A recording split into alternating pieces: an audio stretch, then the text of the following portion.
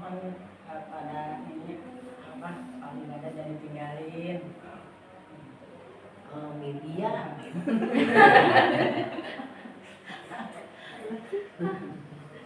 Yang istirahat berdoa.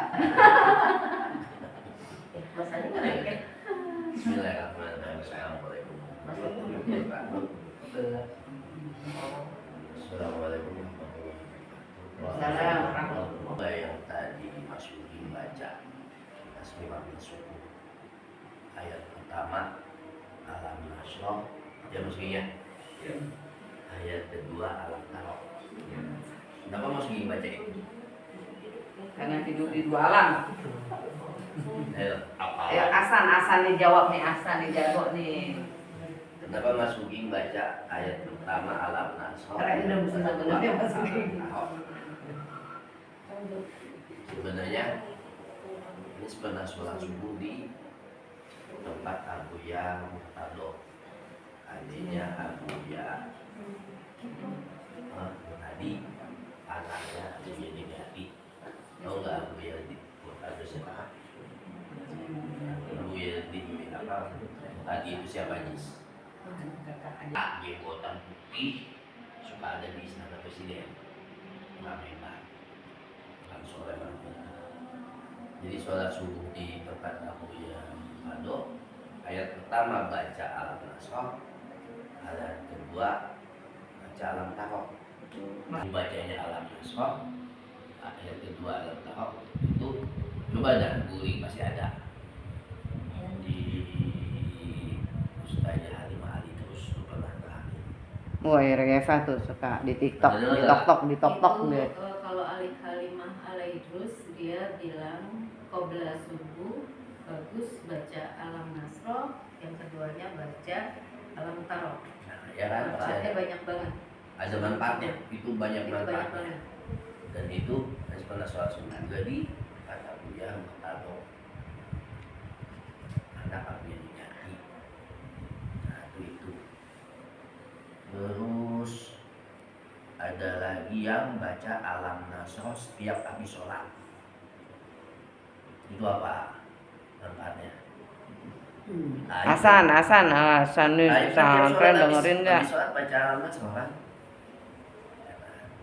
Jadi kalau habis sholat baca Alam Nasroh minimal sekali, atau maghrib subuh itu 3 kali Alam Nasroh, terus baca usul dalam Sukmati dari mani itu hadis sampai kubil muminin atau sampai awal. Tapi kebanyakan Alam Nasroh itu akan dipermudah dalam kehidupannya. Setiap habis sholat baca Alam Nasroh. Ada yang baca doang, ada yang sambil pegang belah sebelah kan kiri ya lain. Mingkem aja sih, sholat mingkem aja emang gak baca apa-apa. Maksud kakek adalah dalam rukun sholat itu dibagi 3. Ada apa sih? Ada qauli, terus fi'li, qalbi. Untuk sholat dibagi 3. Fi'li yaitu gerakan Allahu Akbar, ngangkat tangan. Habis sujud ngangkat tangan, udah pasti diomelin kalau nggak cek. Ngapain ngangkat tangan? Bener gak Jis? Pernah digituin gak Jis? Duduk gitu ya ngangkat tangan. Wah, Ajis duduknya yang disalahin. Ngangkat tangan Nggak pas terus. Silaturahmi doang, sama pas bangun dari tahiyat. Kalau bangun dari sujud nggak usah angkat tangan. Nah, itu namanya fi'li, Allahu Akbar. Terus yang kedua, sholat sibing kemajong harus qauli.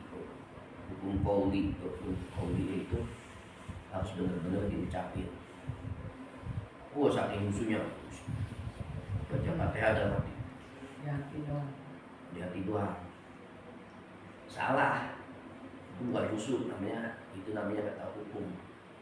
Makanya kan kalau Ajis ya, kalau sholat di samping kakek pasti berisi Ajis ya. Bismillahirrahmanirrahim. Gitu Ajis ya. Ya sebab memang Fatihah itu harus Ucapin. diucapin, nggak di dalam hati. Tangannya, posisi tumitnya, pilih, terus kauli itu diantaranya Fatihah harus bunyi, harus kauli, harus diucapin. Sama kolbi, kalau kolbi di manzam, di niat itu definisi niat adalah niat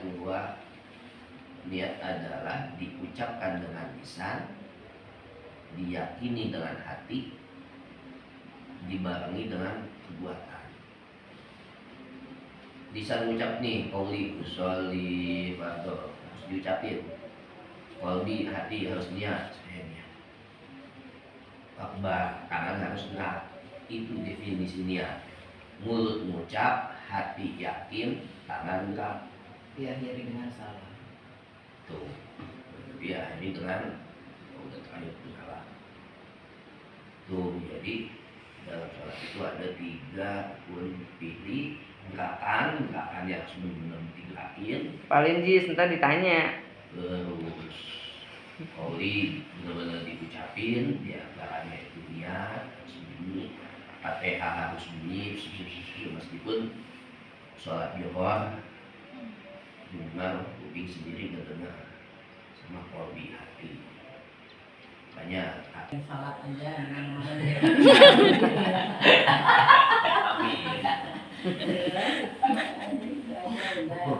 Jaga kesehatan. Eva di rumah sering ngobrol sama mama ya. Eva sampaikan rangkuman dari obrolan sama mama yang diharapkan dari anak dan cucunya keturunannya. Mama itu Rangkuman buat anak aja, rangkuman buat cucu aja yang ngomong. Aja yang ngomong yang biasa serumah. Mantu Mas Uging yang ngomong. Oh, nggak serumah. Mama itu kepengen banget kita pada akur. Itu yang mama pengen. Kita pada akur. Kalau bisa ya kayak acara-acara kayak gini sering diadain biar sering pada kumpul gitu. Itu yang mama pengen gitu. Pada akur, saling tolong, saling jaga, saling ngingetin. Itu yang mama harapkan gitu.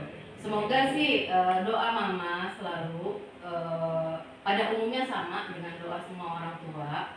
Tapi ada satu yang selalu mama doakan untuk anak mantu, cucu supaya pada sukses, pada ini belajarnya yang benar. Nih, belajarnya benar. Ya, terus jujur, itu pesan mama juga sebenarnya ya, jujur, amanah, nah kayak gitu.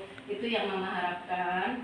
Terus semoga pada ini ya kaya raya yang Allah ridhoi, semoga dengan kaya raya yang Allah ridhoi itu kita bisa sering-sering lagi nih kayak gini gitu kan. Itulah intinya mama kalau untuk anak, mantu, cucu kepengen akur, semuanya akur. Kalau ada 1, 2 yang kilaf, salah, tolong saling maafkan, tolong saling menghargai, tolong saling menjaga gitu ya. Itulah kira-kira yang mama harapkan, selain harapan-harapan yang pada umumnya sama dengan orang tua pada umumnya. Ya Ma? Ya, tambahin aja lagi mah. Ada yang kurang nggak? Iya. Sebenarnya untuk bisa kumpul itu simpel, nggak melulu ingat ataupun dicepat. Ada momen kumpul yang ya kalau kata Anies mah momen kumpul itu udah masuk rutin setahun sekali. Ketika kita ingat tanggal lahir, kenapa kita nggak mengingat tanggal wafat? Tanggal lahir itu kan maulid Nabi cuma untuk Nabi Muhammad SAW. Tapi untuk tanggal wafat Abah jangan disayangkan, bahkan dikat ya, dikat dulu.